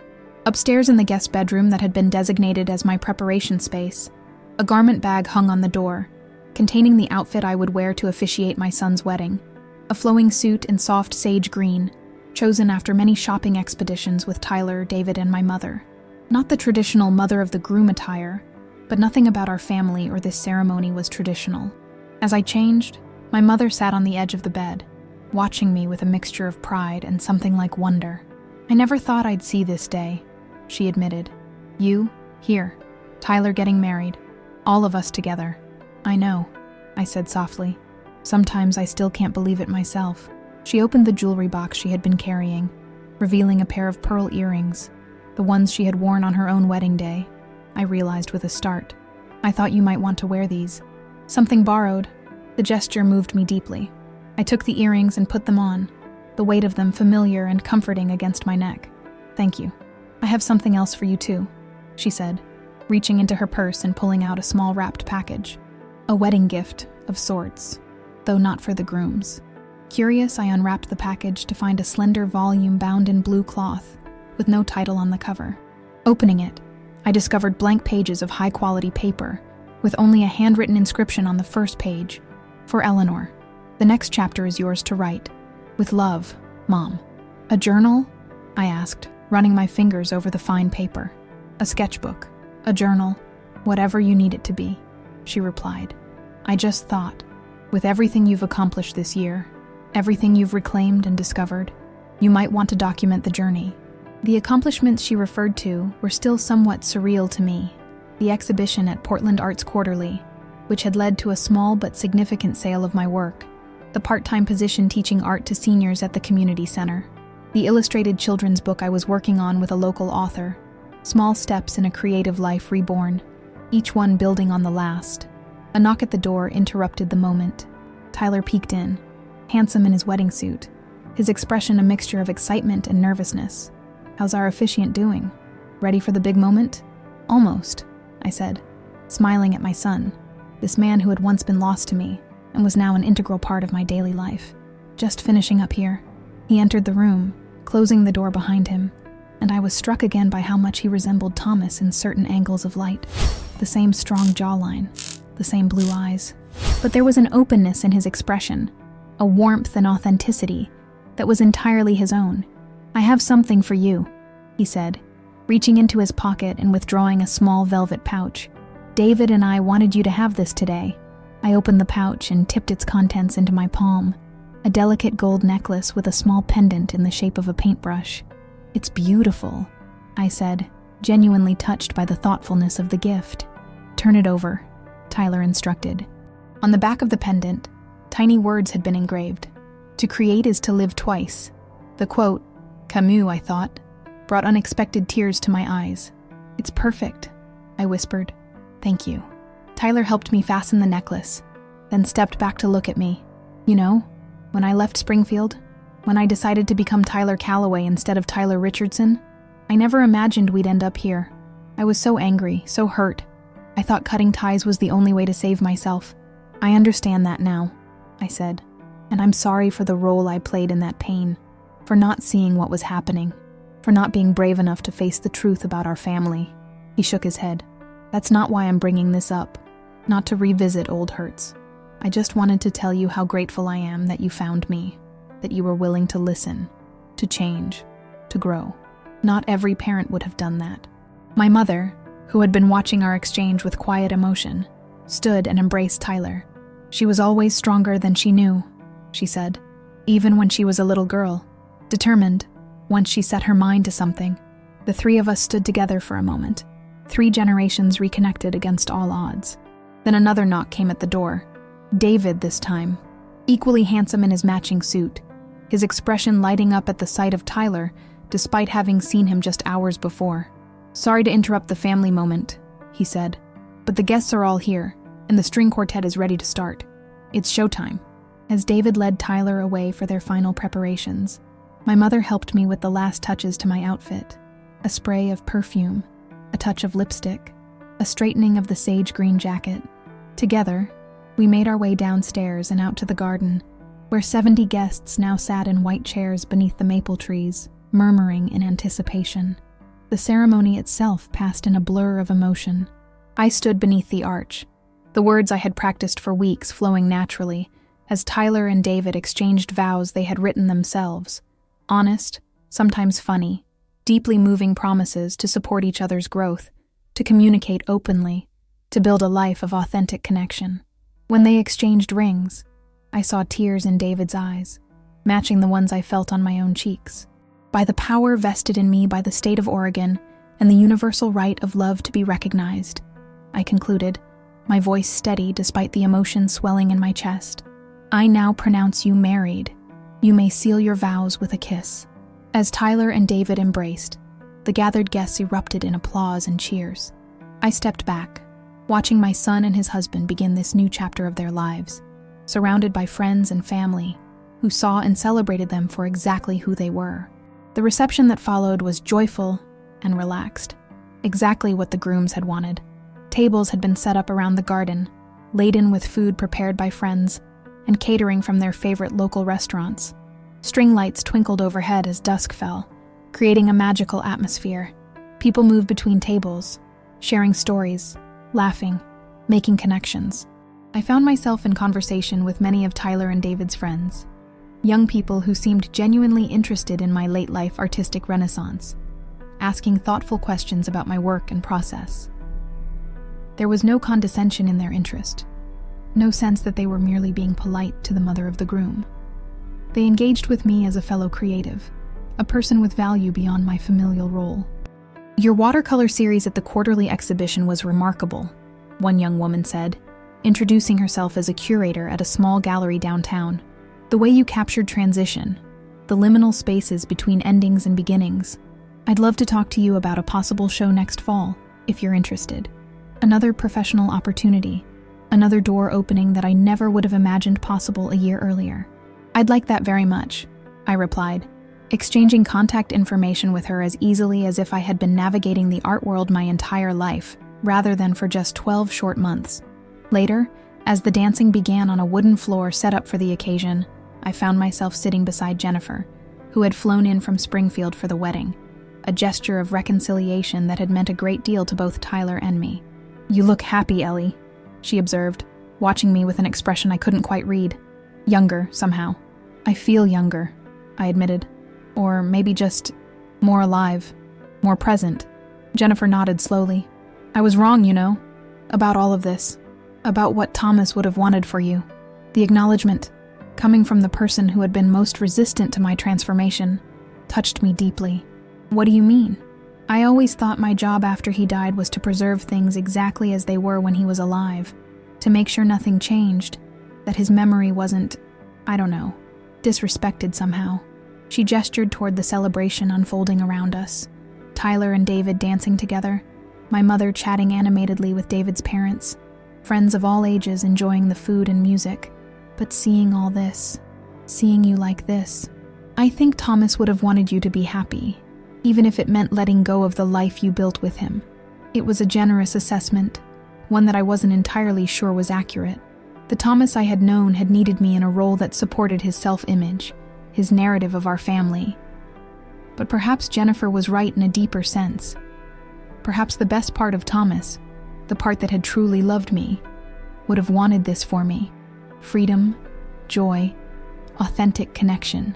"Thank you for saying that," I said, reaching over to squeeze her hand. "And thank you for being here today. It means a lot to all of us." As the evening progressed, I found myself in a quiet corner of the garden with a glass of champagne, taking a moment to absorb the scene before me. 1 year ago, I had stood outside Tyler's apartment building, devastated by the discovery of his new identity, certain that I had lost my son forever. Now, I watched him dance with his husband under string lights, surrounded by a community of people who knew and loved him for exactly who he was. My mother joined me, settling into a chair with a contented sigh. "Quite a year," she observed, following my gaze to where Tyler and David now stood laughing with friends. "Quite a life," I amended. "I never imagined any of this, Mom. Not finding Tyler, not reconnecting with you, certainly not rediscovering painting or teaching or any of it." "That's the thing about life," she said, her voice carrying the wisdom of her 85 years. "It's never too late for a plot twist, for a new beginning. A new beginning." Yes, that was exactly what had happened, not just for me, but for all of us. Tyler and David, starting their married life together. My mother and I, rebuilding a relationship that had been severed for 40 years. And me, Eleanor Calloway Richardson, finding my way back to myself after decades of living a life shaped by others' expectations and limitations. As if reading my thoughts, my mother squeezed my hand. "You know, I keep thinking about that painting you did for the exhibition, the one of the woman standing at the crossroads, with all those different paths stretching out before her." I nodded, remembering the piece that had received the most attention from critics and visitors alike. It had been a self-portrait of sorts, though not literal. A woman my age, her back to the viewer, facing a landscape split by diverging paths through mountains, forests, cities, and coastlines. "That's you now," my mother continued. "All possibilities open. What a gift at any age." "I used to think it was too late," I admitted. "That by 63 your story was essentially written, that all you could do was live out the remaining chapters as they had been plotted." "And now?" I smiled, watching as Tyler pulled David's mother onto the dance floor, the older woman laughing as he twirled her gently. "Now I know better. Now I understand that as long as we're breathing, we can revise the story, start new chapters, even begin a whole new book." The party continued around us, joyful and alive with possibility. As the night deepened, Tyler and David prepared to leave for their honeymoon, a 2-week trip to Japan that they had been planning for months. They made their way through the garden, saying goodbyes, receiving hugs and well wishes from their guests. When they reached me, Tyler pulled me into a tight embrace. "Thank you," he whispered, his voice thick with emotion. "For everything, for finding me, for being willing to change, for officiating today. Thank you for giving me a second chance," I replied, my eyes filling with tears despite my best efforts to remain composed. "For showing me that it's never too late to become the person you were meant to be." David hugged me next, his embrace as warm and genuine as Tyler's. "You're a remarkable woman, Eleanor," he said. "I'm proud to have you as family." Family. The word resonated deeply, encompassing so much more than it once had. Not just Tyler and Thomas and the neat, contained unit we had presented to the world, but this expansive circle that now included my mother, David, his parents, friends new and old. A community bound not by obligation or appearance, but by authentic connection and mutual support. After the newlyweds departed amid a shower of flower petals, the party began to wind down. Guests helped with simple cleanup, folding chairs, gathering centerpieces, carrying leftover food to the kitchen. By midnight, only family remained. My mother, David's parents, Jennifer, and me. "I should get your mother home," I said to David's father, noticing my mother stifle a yawn. "It's been a long day for all of us." As we prepared to leave, David's mother embraced me warmly. "Eleanor," she said, "I'm so glad Tyler found you again, or that you found him. However it happened, our family is richer for having you in it." The generosity of her sentiment moved me deeply. This woman, who could have resented my sudden reappearance in Tyler's life, had instead welcomed me without reservation, making space for me in the family she and her husband had created with their son. "That means more than I can say," I replied honestly. Later, as I helped my mother into her house, she still lived independently, though I checked on her daily. She paused in the entryway, looking at me with an expression of profound satisfaction. "This is what I always wanted for you, you know," she said. "Not specifically this life, but a life that was truly yours. Chosen, not assigned. Full of creativity and connection and joy." "I know, Mom," I said, understanding now in a way I never could have as a young woman. "I'm sorry it took me so long to find my way here." She shook her head, dismissing the apology. "You're here now. That's what matters." After settling her in and ensuring she had everything she needed for the night, I made my way back to the cottage behind Tyler and David's house. The garden was quiet now, the wedding decorations creating ghostly silhouettes in the moonlight. Tomorrow we would dismantle the arch, take down the string lights, return the rented tables and chairs. But tonight everything remained as it had been during the celebration, a physical reminder of the joy and connection we had shared. Inside my cottage, I switched on a small lamp and moved to the easel set up by the window, where my current project waited. Illustrations for a children's book written by a local author, a story about a grandmother and grandchild discovering magic in ordinary things. The advance for this project, combined with sales from my exhibition and my teaching income, had provided a modest but meaningful professional identity that complemented the personal transformations of the past year. I touched the gold paintbrush pendant at my throat, thinking of all the twists and turns that had led me to this moment. The disconnected phone number that had sent me searching for Tyler, the discovery of his new identity, the painful confrontations and revelations that had followed, the trust fund that had given me financial independence for the first time in my adult life, the reconnection with my mother, the rediscovery of my artistic voice, and underneath it all, the slow, sometimes difficult emergence of Eleanor Calloway, from behind the carefully constructed facade of Mrs. Thomas Richardson. Not a rejection of my past. Thomas would always be a part of my story, as would the good years of our marriage and the son we had created together, but an expansion beyond the limitations that had defined that chapter of my life. I picked up a brush and dipped it in water, then touched it to a pan of cobalt blue watercolor. As the pigment bloomed and spread across the dampened paper, I felt a sense of rightness, of being exactly where I was meant to be at this moment in my life. Not because someone else had placed me here, or because I was fulfilling a role assigned to me, but because I had chosen this path, this place, this self. The painting took shape beneath my hands. The grandmother and child in the story, their faces illuminated by the glow of fireflies captured in a jar. Around them, I painted the darkness of a summer night, deep and rich rather than threatening, full of possibility and mystery. And above them, I added stars, countless stars, like the ones 9-year-old Tyler had tried to count from our backyard in Springfield so many years ago. Some things aren't meant to be counted or contained, I had told him then. Some things are just meant to be experienced. How right I had been, though it had taken me decades to fully understand the wisdom of those words. Life, with all its pain and joy, its false starts and unexpected detours, its losses and discoveries, couldn't be contained within the neat boundaries I had tried to impose on it for so long. It could only be experienced moment by moment, with courage and openness to wherever the journey might lead.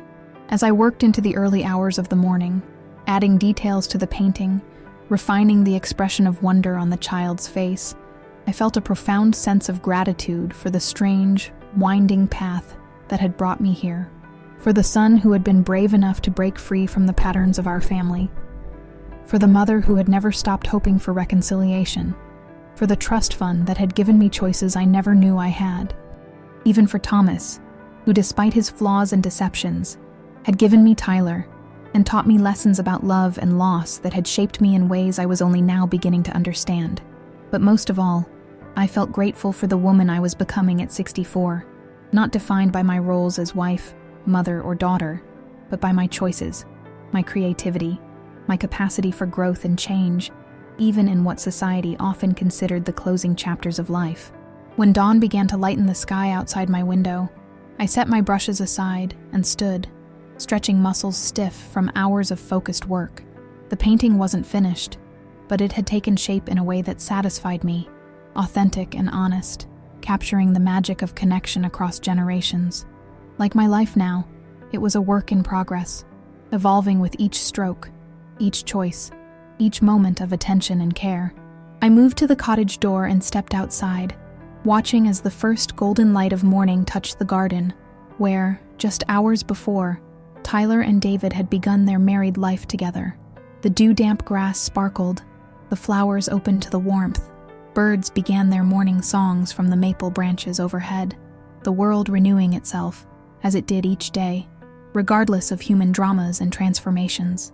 And I stood in the midst of it all, Eleanor Calloway Richardson, artist, mother, daughter, teacher, friend, no longer defined by what had been taken from me or what I had given up, but by what I was creating now, in this moment, and the moments to come, no longer hiding behind the mask of who I thought I should be, but emerging, step by step, as the woman I truly was, the woman I had always been, beneath the silence and compromise. The woman who had counted stars with her son on a summer night and told him that some things weren't meant to be contained. The woman who had finally learned to apply that wisdom to her own life, to open herself to the infinite possibilities that still lay ahead. Not an ending, but a beginning. Not a conclusion, but an opening. Not a period, but an ellipsis, leading to whatever might come next in this story that was, at last, truly mine to write.